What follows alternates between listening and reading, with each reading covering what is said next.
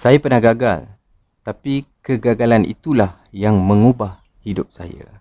Assalamualaikum warahmatullahi wabarakatuh.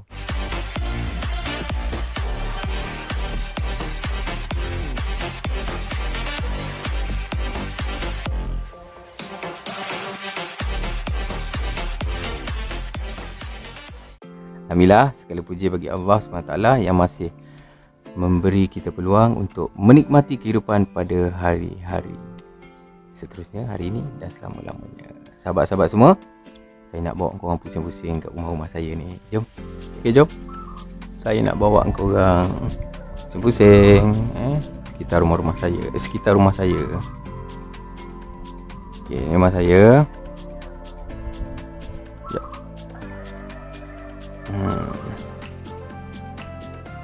Okay guys, kita buka pagar dululah. Rumah ni kena sentiasa kunci kat kawasan ni. Sebab saya duduk pasar yang last, jadi bahaya untuk tinggalkan rumah tanpa berkunci. Okay, sambil tu kita jalan-jalan kejap. Allahu Akbar. Sini beberapa hujan, jadi air. Ni kereta wife saya. Ni kereta saya buat kerja. Ada 2 biji kancil. Bukan nak cerita kereta. Kita nak cerita pengalaman.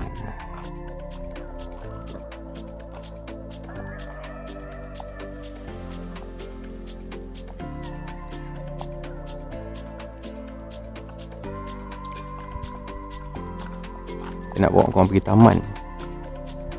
Jalan-jalan taman sambil saya bercerita. Saya nak ambil feel, nak ambil suasana dekat taman ni. Taman permainan, anak-anak saya biasa main-main kat taman. Jom pergi taman. Laju sikit. Hujan lah guys. Baru nak bawa korang pergi taman, hujan dah. Hari ni saya nak bercakap daripada hati. Bukan nak mengajar sesiapa, bukan juga nak minta simpati, tetapi saya nak berkongsi satu perkara yang saya percaya ramai di antara kita pernah lalui, iaitu kegagalan. Kalau korang tengok saya hari ni, mungkin korang nampak saya selalu pegang mikrofon. Tak nak guna stand konon, pegang kat tangan kan. Dan juga mengendalikan majlis kahwin, majlis pelbagai lah, majlis kerajaan. Dan juga buat video YouTube, jumpa orang ramai. Nampak macam semuanya berjalan lancar dengan baik. Tetapi tuan-tuan, percayalah, apa yang korang nampak hari ni bukanlah perjalanan yang mudah. Saya juga pernah gagal tuan-tuan. Saya pernah rasa kecewa, pernah rasa seperti usaha yang dibuat tidak dihargai. Saya pernah merancang sesuatu, tapi akhirnya tak menjadi seperti yang saya harapkan lah. Masa tu saya banyak berfikir, kenapa benda ni berlaku dekat saya masa tu? Kenapa saya tak cukup bagus ke? Ataupun saya kena berhenti buat DJ ke, MC ke, PA system, nak kena berhenti buat benda ni semua. Masa tu saya rasa macam bunsing sangat. Lepas tu, lepas berlaku sesuatu tu, saya cuba tenang. Saya mula sedar satu perkara. Apa perkara tu? Allah tidak pernah menghantar kegagalan untuk menghancurkan kita, tuan-tuan. Allah menghantar kegagalan supaya kita menjadi lebih kuat. Kalau saya tidak pernah gagal, mungkin saya tak akan belajar. Kalau saya tidak pernah kecewa, mungkin saya tak akan menghargai kejayaan ini. Hari ini setiap kali saya mendapat peluang mengendalikan sesuatu majlis, saya sentiasa ingatkan diri saya, ini bukan kerana saya hebat. Faham tuan-tuan Tetapi kerana Allah masih memberi peluang kepada saya. Sebab tu saya cuba buat yang terbaik. Saya cuba jaga amanah pelanggan, saya cuba jaga adab ketika bercakap. Saya cuba menghormati semua orang. Sebab saya percaya rezeki bukan datang kerana kita pandai, tetapi rezeki datang apabila Allah redha dengan usaha kita. Kalau hari ini korang sedang berusaha, jangan berhenti. Kalau hari ini korang sedang kecewa, jangan putus asa. Kalau hari ini korang rasa lambat berjaya, jangan bandingkan hidup korang dengan orang lain ataupun saya. Tak payah banding-bandingkan. Itu rezeki Allah susun tu semua.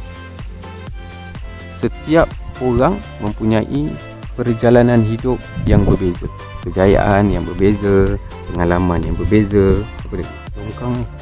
Jangan saya tergolek juga. Korang yang berjaya pada usia muda, rezeki korang. Ada yang berjaya pada usia 40 tahun. Ada yang diuji sebelum diberikan nikmat yang lebih besar. Yang penting jangan berhenti berusaha. Saya sendiri masih belajar, masih memperbaiki diri, masih mencari ilmu. Dan saya harap channel YouTube ni menjadi tempat kita sama-sama berkongsi pengalaman. Kalau satu hari nanti saya berjaya, saya nak korang semua menjadi saksi bahawa kejayaan itu bukan datang dalam sehari. Faham Kejayaan itu datang daripada doa. Kita tak nampak doa tu. Dan keyakinan bahawa Allah sentiasa bersama hamba-hambanya yang tidak berputus asa. Ingat tu. Jadi terima kasih kerana terus menyokong saya. Kalau video ini memberi semangat kepada korang semua, tolonglah tinggalkan komen. Saya nak baca pula kisah korang. Jangan lupa like, subscribe dan kongsikan video ni kepada mereka yang sedang kehilangan semangat. Saya Ahmad Rizki atau dikenali sebagai Mak Rizki. Pegang tagline saya, suara dan wajahku di mana-mana. Jumpa lagi dalam episod yang akan datang. Assalamualaikum warahmatullahi wabarakatuh. Guys.